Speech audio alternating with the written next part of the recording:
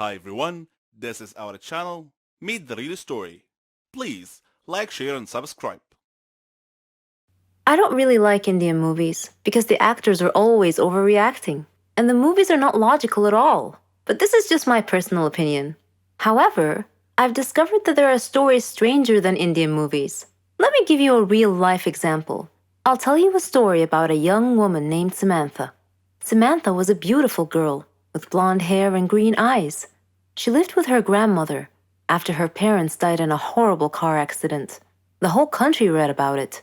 She had many friends, and all the neighbors liked her. They considered her the most beautiful girl in town.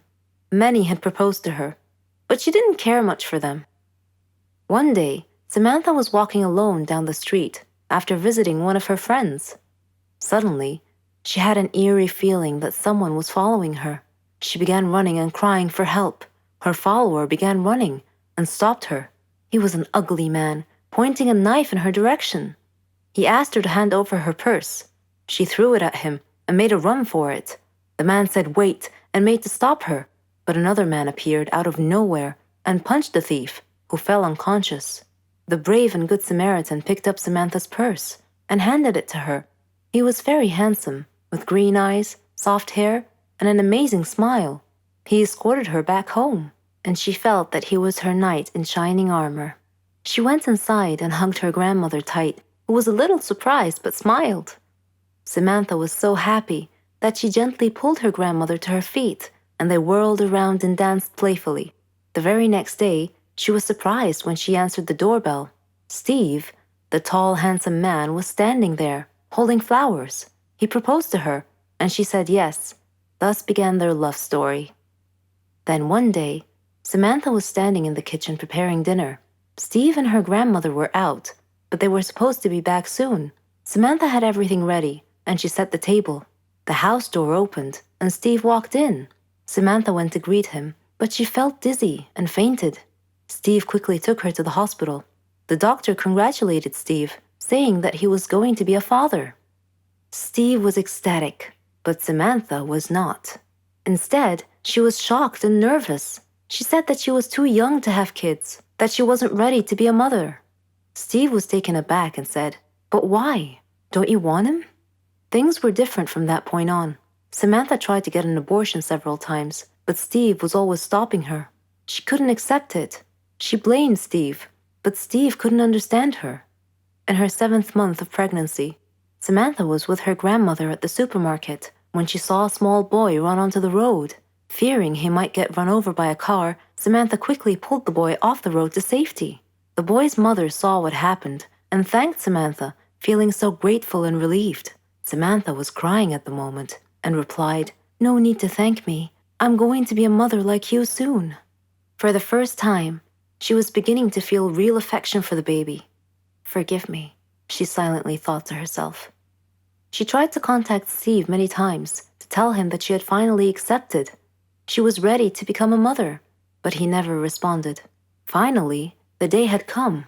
Samantha went to the hospital to give birth. After the surgery, she was very tired. Nevertheless, when she woke up, she immediately asked for the baby. Her grandmother handed her the child. It was a daughter, and she was so beautiful.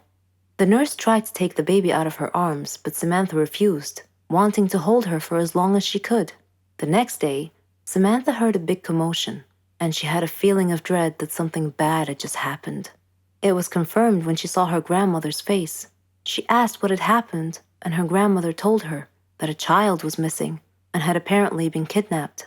Samantha's pale face slowly pleaded, "Please don't tell me that it was my daughter." When her grandmother nodded, Samantha broke down and began crying and wailing in pain. The nurses tried to calm her down, and when she did, her grandmother came over to her and handed her a note. It had been found in her missing daughter's hospital crib. It was in Steve's handwriting. It simply said, "If you don't want her, I do." Then Samantha fainted. For many years, she tried finding her baby, but couldn't. Steve and her daughter had vanished into thin air. She felt as if time had stopped for her, but Steve didn't feel that way. He raised their daughter into a beautiful young woman. He named her Margot. Whenever Margot asked about her mother, Steve would always tell her that her mother was dead. but he often told her stories about her mother and how much he had loved her. Margot's intuition, however, told her that her father wasn't being completely honest with her and that he was hiding some big dark secret. One day, Steve fell ill unexpectedly. He called Margot to him and told her that he was very sick and felt that he was going to die soon. He said that he wanted to reveal a secret that he had long kept from her, that her mother was actually alive, and that her name was Samantha. He told her that he had kidnapped her from the hospital at birth because her mother did not want a child. He regretted it and asked Margot to forgive him. He gave her Samantha's address, and soon after, he died. After his death, Margot decided to go looking for her mother. I am Margot, and I am now standing at my mother's address. At her front door, I cannot predict my mother's reaction when she answers the door and I introduce myself as her daughter, but I'm going to hug her and tell her that I've missed her for so long. Hello, I'm Sarah. Ever heard of a phobia before? Don't worry, it's not contagious or anything. It just means you're scared of something in particular. Places, people, things. I have a phobia, but I don't like to talk about it, and I definitely don't want to be seen in that state. I was in my second year at college. I had been very busy that semester because we had a lot of assignments, and it was fine. I mean, I liked studying and completing tasks, but I was never a nerd or a geek. No. I like to dress nicely too. I have my own fashion and style. It wasn't easy making friends, though. There were two types of people at my school: smart nerds who couldn't care less how they dress, and complete airheads who dressed nice.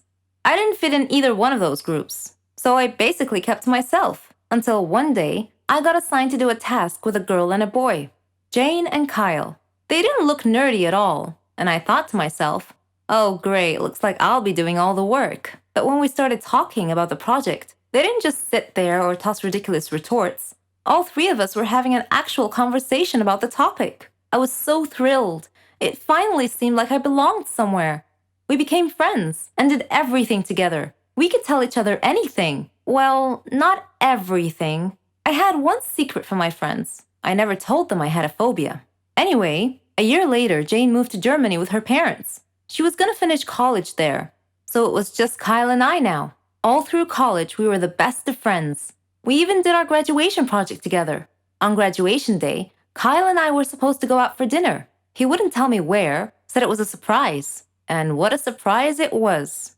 He had picked the highest tower in the whole city to eat dinner at the very top. I don't have a problem with high places in particular. In fact, I'm sure I'll love the view if I ever make it to the top. No, I had a problem with the elevator. A phobia, to be precise. So we were standing at the base of the tower, and Kyle was happily listing all the great features and restaurants up there, but I didn't hear any of it. I was too busy fretting, frozen to the spot, desperately trying to find a way out of the situation. I couldn't say no to Kyle, who was all excited to go up the tower, so I clenched it in and tried my best to stay calm. We got in the elevator, and the doors shut. I couldn't control what came after that. I was terrified, screaming and shouting hysterically, banging on the walls, then falling to the ground. Of course, I don't actually remember any of it. Kyle told me later on. The last thing I remember was the elevator doors shutting close.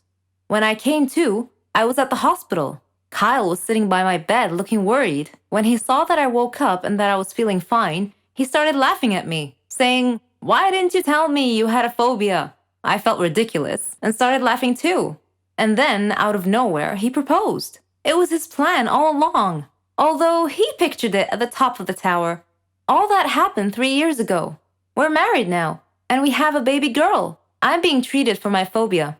It's not completely gone, but I'm way better now. Apparently, hiding my problems never solves them. I'll have to face them, sooner or later. Hello there, my name is Pearls. The first day of my professional life was the worst professional day ever. During my first year at college, I wanted to spare my parents some of the expenses. So I took a job, and it happened to be the closest thing I could get to my dream job. It was an office that was mainly concerned with planning fashion shows. I know I was only an intern at the moment, but I have never been so excited in my life. I was actually studying fashion designing, so lucky me. But since we all know that life isn't always pink and roses, I had a repulsive boss. Let's call her Jane. I was Employee of the Month 3 times in a row. My life couldn't get any better. Well, except for Jane, who always thought I made her the worst coffee ever, yet she still drinks it.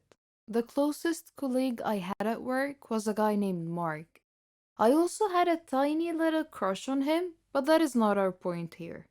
Anyways, I was supposed to organize a huge event. And so Jane sent an extra long office wide email giving out details about the event and the brand and who was assigned to do what. I was ecstatic. I was running around the office like a busy bee that had to make sure everything was in place. After a long, tiring day, I was at my desk rereading the email she sent and enjoying a good cup of coffee. And guess what? Jane had about a gazillion typos, and to be honest, I wanted something to cool me off after doing so much. And being the smart employee that I am, I wanted to crack a good joke and maybe, just maybe, get Mark to laugh. I wrote a sarcastic, full of mockery email, and once I've hit send, I heard gasps echoing around the office, and I realized that I had clicked reply all. Jane called and wanted to see me at her office. My knees were all spaghetti like, and I wore my heart down my sleeve. And to my greatest surprise, Jane took it too well. She told me, and I'm quoting, "I think you have a great sense of humor." She even offered me to become her own personal assistant and the big event hostess. And not after a long time, Jane had ruined my promotion happiness. She showered me with paperwork that I had to stay up until 1 in the morning to get done. And when the big day was finally here and I was getting ready for the event, I got a bit too excited and I went to the office all dressed up. I saw Mark and tried to act as smooth as I could. Well, I tripped over and I ripped off my dress. Jane came out of her office at the same exact moment, and again she saved my life. She lent me one of her super expensive dresses that I'm sure it cost her a big fortune. And that, my friends, was one mistake that I have totally nailed.